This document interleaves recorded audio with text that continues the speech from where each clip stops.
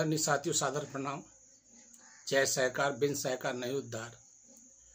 मध्य प्रदेश शासन के निर्देशानुसार आयुक्त सहकारिता विभाग दिनांक 9/10/2020 को आयुक्त कार्यालय में सभी वरिष्ठ अधिकारियों के साथ में मेरी बैठक हुई।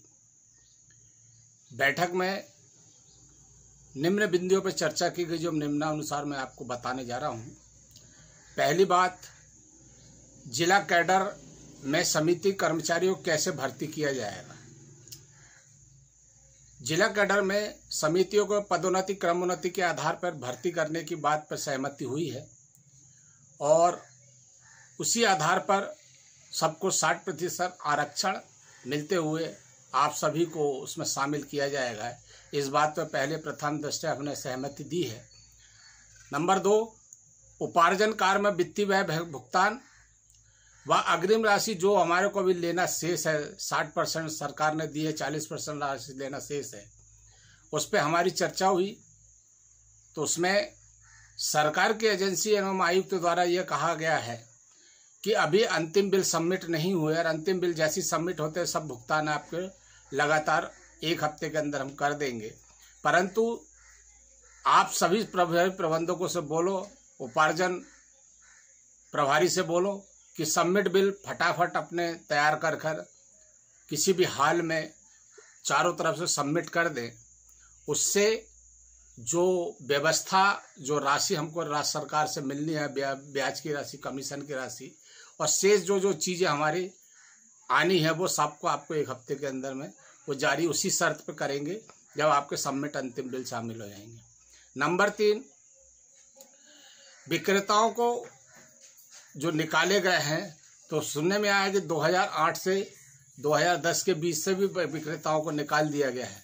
उसमें हमने शर्त रखा है कि 2010 से 2013, 2010 से 13 से 2019 के बीच भर्ती जो प्रक्रिया में विक्रेता आए हैं, उनके लिए फिर सरकार एक बार प्रयास करे, उनकी प्रस्तावित प्रस्तावनाओं को लेकर और उनको आगे कार्रवाई करने के लिए तत्काल उस पर निर्णय ले, ताकि वो बेरोजगार जो कर्मचारी हैं उन्हें किसी भी हाल में, किसी भी सूरत पे हम संस्थाओं में वापस ला सके। चौथी हमारी चर्चा हुई,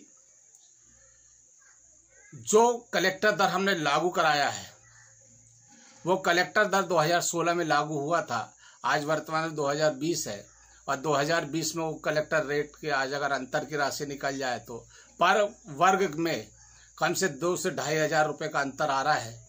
और कुछ क्षेत्रों में जो 4,000-5,000 में काम कर रहे हैं, उनको जो दिया जा रहा है, उनके लिए भी हमने चर्चा की है। तो उन्होंने साफ कहा है कि 2020 का जो कलेक्टर दर है वो हम उन पर लागू कराएंगे। उसके लिए जिन जिलों में पत्र की आवश्यकता पड़ेगी, राज्य सरकार के निर्देशानुसार आयुक्त महोदय उन पत्रों को जारी करेंगे और पत्रों के माध्यम से वहाँ के आला अधिकारियों से चर्चा करके वो भुगतान कराने के प्रयास करेंगे। 5वीं हमारी प्रमुख बात है, संवर्ग सेवा नियम जो बने हैं, संवर्ग सेवा नियम, सेवा शर्तें के आधार पर जो कैडर नियम बने हैं, तो संस्था का कॉमन कैडर नियम बनाने की हमने विशेष बल दिया है इस बात पे। तो वो उस पर भी उन्होंने एक बात रखी है कि कॉमन कैडर नियम हम उस वक्त बनाएंगे जब समिति प्रबंधकों की भर्ती होगी और उस कॉमन कैडर नियम में सभी संस्था के कर्मचारियों क्रमोन्नति पदोन्नति के आधार पर उनसे पूरी चर्चा करके, पूरी बात रखकर जिला प्रशासन के जिला अधिकारियों को सूचित कर देंगे और वो वहाँ पे हर संस्था में क्रमोन्नति पदोन्नति का आधार पर सुनिश्चित करते हुए जिला कैडर के सामान्य कैडर समितियों का भी बन जाएगा। इस बात पे हमारी सहमति हुई। सरकार ने इस पे 4-5 बिंदुओं पे बहुत सकारात्मक सोच के साथ हम लोगों के साथ बैठक हुई। बैठक में अरविंद सेंगर जी और अन्य अधिकारी वर्ग भी शामिल थे और जो विभागीय समीक्षा जो करते हैं, जैसे पीडीएस है, उपार्जन कार्य है, विधि शाख है, वित्तीय शाख है, ये सभी क्रेडिट शाख के जो व्यक्ति थे, जो अधिकारी थे, जो अपर आयुक्त के समकक्ष में आते हैं, उन सभी के बीच में हमारी बैठक हुई और इस बैठक में अंत में निर्णय हुआ कि जो बिंदुओं पर हमारी चर्चा हुई उस पर प्रोसीडिंग हुई है। प्रोसीडिंग के आधार पर शीघ्र इस पर कार्रवाई चालू कर देंगे।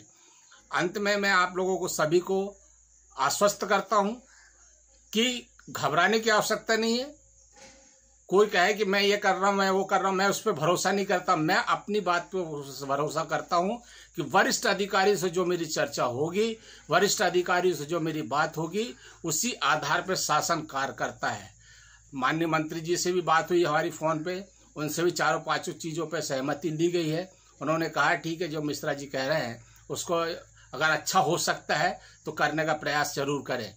मैं इसी शब्दों के साथ आपको पुनः बहुत बहुत बधाई देता हूं कि हमारी 23 मई 2020 को एक चर्चा हुई थी, फिर हमारी चर्चा 9/10/2020 को हुई। आगामी डेट अभी सरकार और तय करेगी। 3 चरणों में बैठक होनी थी, 3 चरण में 2 चरण हो चुके हैं।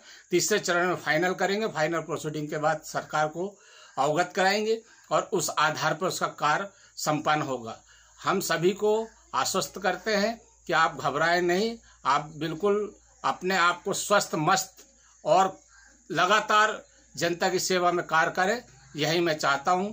आपकी लड़ाई लड़ने के लिए हम मौजूद हैं, हमारे पदाधिकारी मौजूद हैं, हमारा संघ मौजूद है। हम सभी लोग आपको तहे दिल से जो कार्य कराने जा रहे हैं उसके लिए बहुत बहुत अग्रिम बधाई देते हैं। जय हिंद।